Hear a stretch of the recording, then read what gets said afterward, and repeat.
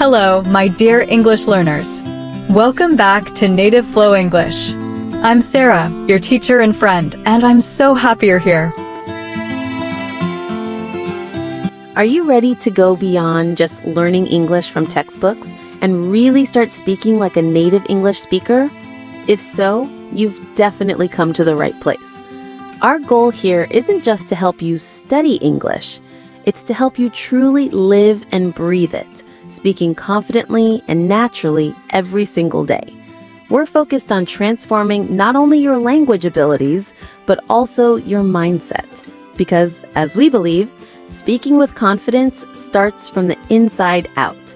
And if you're new to our community, be sure to hit that subscribe button right now. You absolutely don't want to miss any of our daily, real-world English content, which will completely change the way you approach language learning. Today, we are taking another deep dive into the wonderful, sometimes frustrating world of English vocabulary. You know what? I've been teaching English for years, and I can tell you that even my most advanced students, we're talking people who've been studying English for decades, still stumble over these word pairs. It's honestly one of those things that makes English both absolutely fascinating and utterly maddening at the same time. Okay, we're diving deep into 21 word pairs that'll make your English sound so much more natural and confident. And trust me, by the end of this guide, you'll have those aha moments that make all the difference in your English journey. I've seen it happen countless times with my students, and it's always exciting to watch. Let me start with something I hear all the time in my classes, the confusion between grow and grow up. And honestly, I completely get it. They both seem related to getting bigger, right? But here's where it gets really interesting, and where understanding this distinction can make your English sound incredibly natural. When we talk about grow, we're talking about an increase in size, amount, quantity, strength, or importance. Think of it as expansion in any form. Your business can grow, your vocabulary can grow, your tomato plants can grow, your confidence can grow. Basically, anything that can increase or expand uses grow. I love using the business example because it's so clear and relatable. My company grew rapidly over the past 5 years. You're talking about expansion, success, getting bigger in terms of revenue, employees, market share, or influence. But grow up, that's exclusively for living beings, people and animals, who transition from childhood to adulthood. It's about maturation, development, becoming more mature, not just physical growth. When I say Lily is growing up so fast, I'm talking about her becoming more mature, more adult-like, developing emotionally and mentally. She's transitioning from being a child to being an adult. You simply cannot say, "My business grew up." It just sounds completely unnatural, doesn't it? Now, here's where it gets really nuanced, and this is something that even some native speakers don't fully appreciate. You can actually use grow with people too, but it means something different. Lily is growing so fast means she's getting taller, bigger physically. Lily is growing up so fast means she's maturing, becoming more adult-like in her behavior and thinking. Here's a fun fact that always helps my students remember this distinction. You can ask someone, "Where did you grow up?" But you'd never ask, "Where did your business grow up?" It just doesn't work that way. The question is asking about where you spent your childhood, where you matured from a child into an adult, where you developed your early personality and values. Let me give you a practical example that brings both concepts together. As he grew up in a small village, nobody expected his small business to grow into a Fortune 500 company. See how that works? He matured as a person in the village, but his business expanded and increased in size and importance. Now we move to shade versus shadow, more than just light and dark. Oh, this one trips up so many students. I remember when I first started teaching, I naively assumed everyone knew the difference. Boy, was I wrong. Students would consistently mix these up, and I realized it's because both concepts involve blocked light, but they serve completely different purposes in English communication. Shade is that blessed cool area where direct sunlight is blocked, creating a more comfortable environment. It's your refuge on a hot summer day, your salvation when you're hiking and need relief from the sun. When you're at the beach and you say, "Let's sit in the shade," you're looking for that cooler spot under an umbrella, tree, or any structure that blocks the sun's rays. It's all about comfort, temperature relief, and finding a more pleasant environment. Shadow, on the other hand, is the actual dark shape or silhouette that appears when something blocks light. It's the dark outline you see projected onto surfaces. Remember making shadow puppets as a kid? Those dark shapes on the wall were shadows, not shade. I still do this with my nieces and nephews whenever I visit. It never gets old. Your dog might be scared of its own shadow, but it would never be scared of its own shade, because shade isn't a shape or figure. Here's a tip that works every time. If you're trying to get cooler or more comfortable, you want shade. If you're looking at dark shapes on surfaces, you're seeing shadows. We typically say the shade with that definite article most of the time, but shadows can be singular or plural depending on what you're observing. Let me paint you a picture that uses both. My tomato plant isn't growing well because I planted it in the shade, an area where direct sunlight is blocked. That's about the growing conditions. But you might also say, "I love watching the trees cast shadows on the fence in the evening," which is about the dark shapes created by blocked light. The grammatical patterns are important too. You'll hear "let's sit in the shade" much more often than "let's sit in a shade." For shadows, you can say "a shadow" or "shadows," depending on whether you're talking about one or multiple dark shapes. And next, assist versus attend, the helper versus the participant. This one's a real challenge, especially for my students who speak Romance languages like French, Spanish, Italian, or Portuguese. I see the confusion constantly, and honestly, it makes perfect sense why it happens. In many of these languages, there are similar looking words that mean something completely different, making this a classic false friend situation. Assist means to help or support someone actively. The key word here is someone.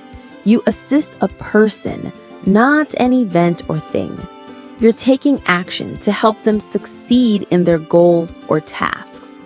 When I say I assisted the organizers at the conference, I'm talking about helping specific people with their responsibilities.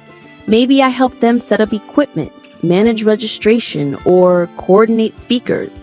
The focus is on actively helping people. Now, if you want to connect assist with an event, you need that crucial little preposition with. I assisted with the conference. Works, but it implies you helped with specific aspects of the event.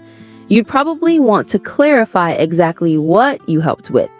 I assisted with the registration process.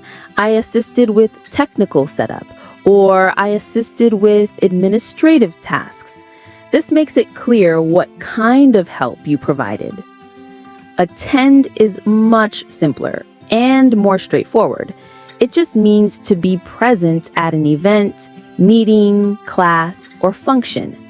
I attended the conference means you showed up.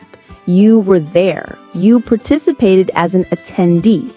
You might have sat in the back, taken notes, networked with other participants, or just listened to presentations. No helping required. You're there as a participant, not as someone providing assistance.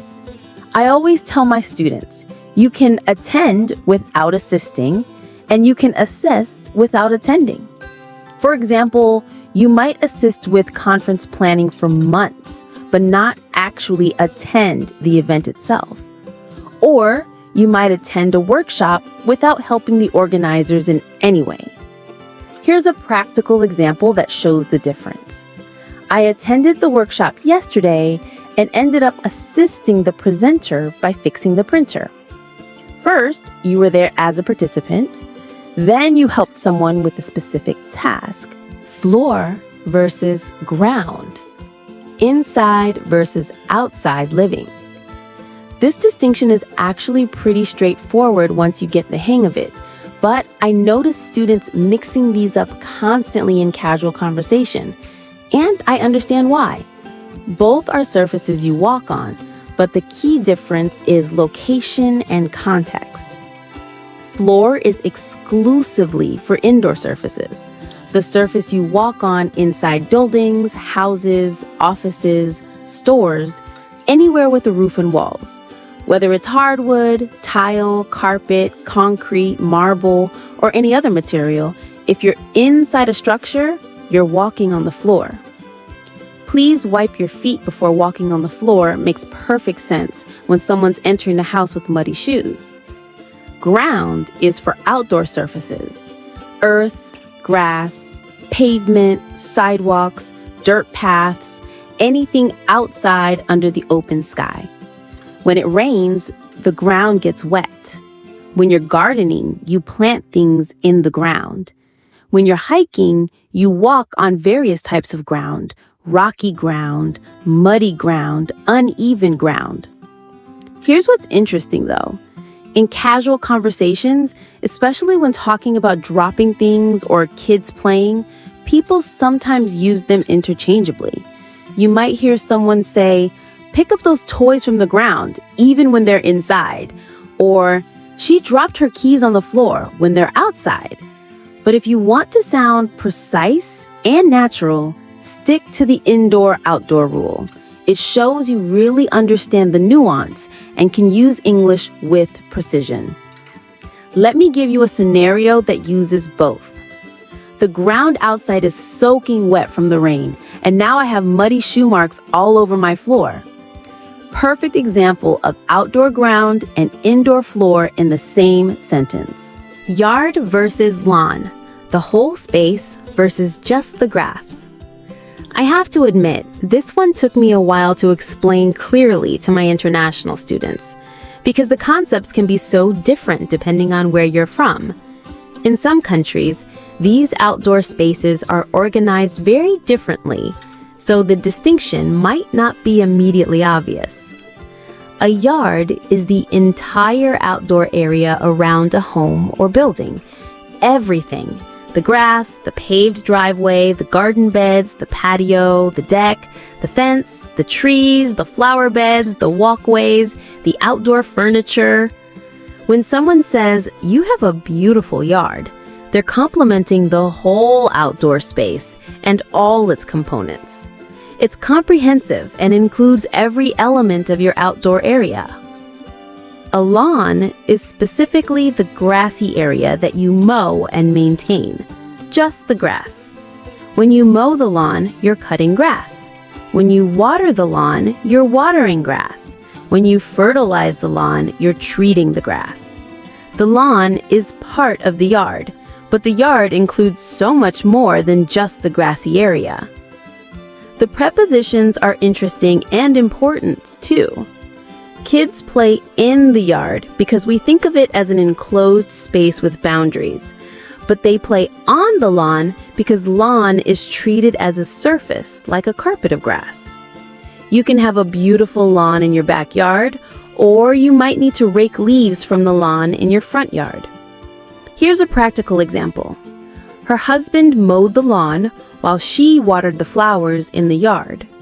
He was taking care of the grass specifically, while she was caring for other plants in the overall outdoor space. You can also specify different parts of your backyard, the enclosed space behind your house, or your front yard, the enclosed space in front of your house. Each of these areas might have its own lawn, garden beds, and other features. Sympathy versus empathy.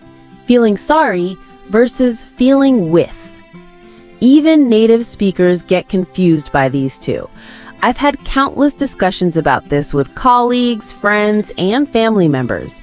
And honestly, it's one of those distinctions that really matters in both personal and professional contexts.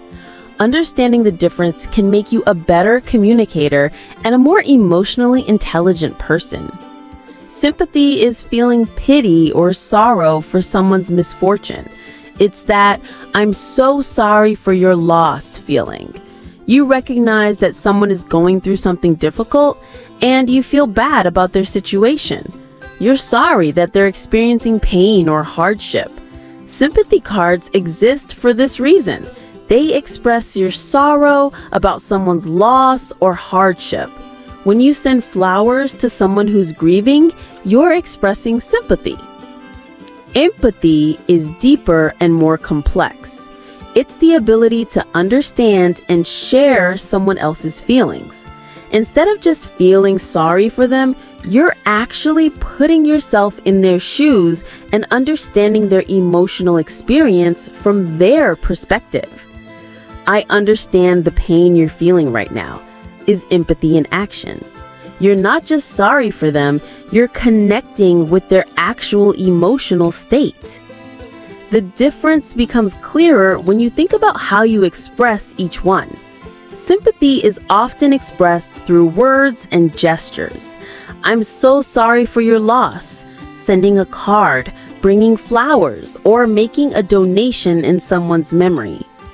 Empathy is typically expressed through deeper engagement, listening carefully, asking thoughtful questions, sharing similar experiences, or simply sitting with someone in their pain.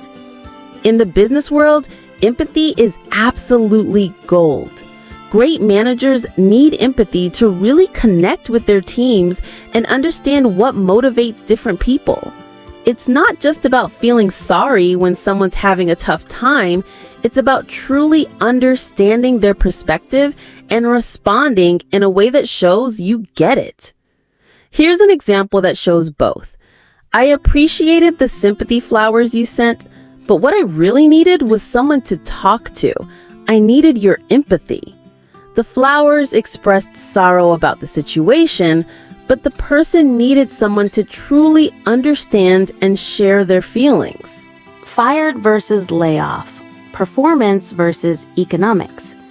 This is such an important distinction, and I always make sure my business English students understand it crystal clear because the implications are absolutely huge for your career and future job prospects. Being fired means being dismissed for poor performance, misconduct, or policy violations. It's essentially the company saying, "You did something wrong," or "You weren't meeting our standards." When someone's fired, it's typically because of their actions, behavior, or lack of performance. Maybe they missed too many deadlines, violated company policies, had poor attendance, or simply couldn't do the job effectively. Being laid off is completely different. It's dismissal for economic reasons that have absolutely nothing to do with the employee's performance or behavior. Companies lay off workers when they can't afford to pay them, when business is slow, when they need to reduce costs, or when they're restructuring. It's not personal, it's purely economic. During COVID, for example, thousands of restaurant workers were laid off, not because they were bad employees, but because there simply wasn't enough business to keep them employed. The terminology you use when describing your employment history matters enormously. Saying "I was laid off" versus "I was fired" sends completely different messages to potential employers. One suggests economic circumstances beyond your control. The other suggests performance or behavioral issues that might be concerning to a new employer. Here's a practical example. Jane was laid off when the project ended, and her husband was fired the same week for violating company policy. Jane lost her job because there was no more work, economic reasons. The husband lost his job because he did something wrong, performance, behavioral reasons. You'll also hear layoffs used as a noun. The company announced layoffs due to budget cuts, or "We're trying to avoid layoffs by reducing expenses in other areas." Amount versus number, countable versus uncountable logic. This grammatical distinction is actually one of my favorite teaching points because once students really get it, they feel so much more confident about their English position. It's one of those rules that, once you understand it, makes everything else make more sense. Amount works with uncountable nouns, things you can't count individually. Think about the amount of water, the amount of sugar, the amount of information, the amount of time, the amount of money, or the amount of data. These are quantities that exist as masses or concepts rather than individual units. You can't say 5 waters or 3 informations. They don't work that way. Number works with countable nouns, things you can count individually. The number of books, the number of people, the number of cars, the number of mistakes, the number of students, the number of questions. These are items that exist as separate countable units. You can say 5 books or 3 students because they're individual countable items. Here's my simple test that works every time. If you can put a number in front of the noun, 5 books, 10 people, then you use number of. If you can't count it individually, 5 waters sounds weird, 3 informations is wrong, then you use amount of. The verb agreement is important too. When you use number, the verb agrees with number, which is singular.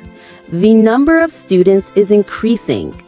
Even though students is plural, the subject is number, which is singular. Let me give you a practical example. We have a large number of tasks to complete for the conference, and there's still substantial amount of work left on the project. Tasks are countable. You can list them. Task 1, Task 2, Task 3. But work is uncountable. It's a general concept of effort and activity. Trip versus journey, practical versus transformative. I love this distinction because it shows how English can be both practical and beautifully poetic at the same time. It's one of those word pairs that really demonstrates the richness and expressiveness of the language.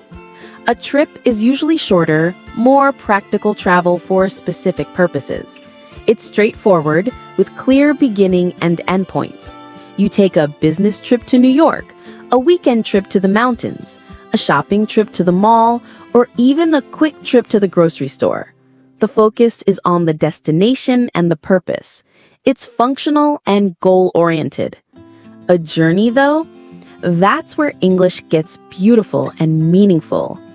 A journey suggests something longer, more significant, often transformative.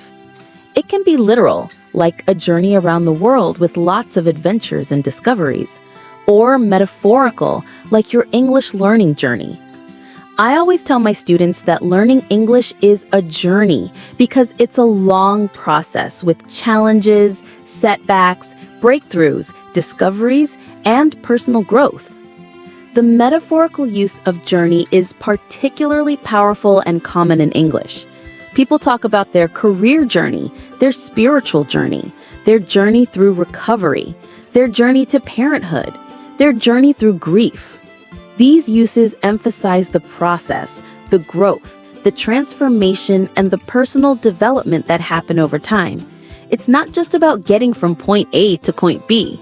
It's about what happens to you along the way. Here's a perfect example.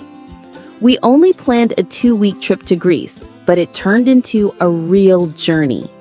The trip was the original plan, a vacation with a specific time frame, but it became a journey when it involved unexpected experiences, personal growth, or transformative moments. Live, life, and lives. The pronunciation puzzle. Okay, I have to be completely honest here. This one can be tricky even for native speakers when they're reading aloud. The pronunciation differences are absolutely key to getting this right, And the spelling similarities make it even more challenging. Live as a verb, pronounced like give with a short I sound, means to have life or to reside somewhere. It's about existence and location. I live in Canada. He lived for 90 years. They live in a beautiful house. The past tense is lived, and it conjugates normally. I live, you live, he lives, we live, and they live. Live, as an adjective, pronounced like five with a long I sound, means having life or happening in real time. Live music happens as you listen to it. Live television is broadcast as events occur. Live animals are alive rather than dead. I still get nervous about live presentations. There's something about that real-time element, knowing you can't edit or redo anything, that keeps you on your toes. Life, pronounced like wife with a long I sound, is the noun for the state of being alive, or the time between birth and death. You have an amazing life. Life is beautiful. He lived a long life. It's about existence, experiences, and the overall condition of being alive. Lives can be really tricky because it's pronounced two different ways depending on whether it's the plural of life or the third person singular of live. When it's the plural of life, it's pronounced like wives with a long I sound. Their lives were fulfilling. The accident changed their lives forever. When it's the verb form, it's pronounced like gives with a short I sound. She lives in Boston. He lives alone. Here's a sentence that uses multiple forms. I live in Boston, but I'm performing live in Chicago this month, and I'm having the time of my life. Did you catch the different pronunciations? Live, like give, for residing. Live, like five, for real-time performance. And life, like wife, for existence. You know what I find absolutely amazing about these word pairs? They show how precise and nuanced English can be. Each distinction serves a specific purpose in communication, and mastering them really does make your English sound more natural, confident, and sophisticated. It's the difference between speaking English and speaking English well. The truth is, even native speakers mix up some of these occasionally, especially sympathy and empathy, or amount and number in casual conversation. So don't worry if you make mistakes. That's completely normal and part of the learning process. What matters is understanding the underlying concepts and gradually incorporating them into your speaking and writing. I always encourage my students to notice how native speakers use these words in movies, podcasts, TV shows, and everyday conversations. Pay attention to the context, the situation, and the subtle differences in meaning. The more you encounter these distinctions in real communication, the more natural they become in your own speech. Here's something I've learned from years of teaching. These distinctions become automatic with practice, but they require conscious attention at first. Don't try to master all of them at once.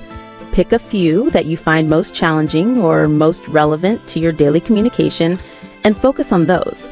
Practice them in context, use them in your own sentences, and gradually add more as you become comfortable.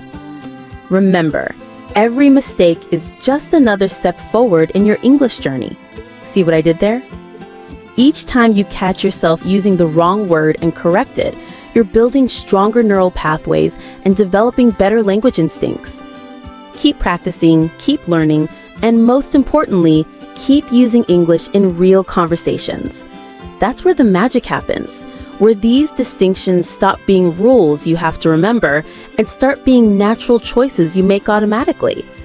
Your English journey is unique, and these tools will help you communicate with greater precision and confidence along the way. I'll catch you in the next episode. Happy learning! Bye!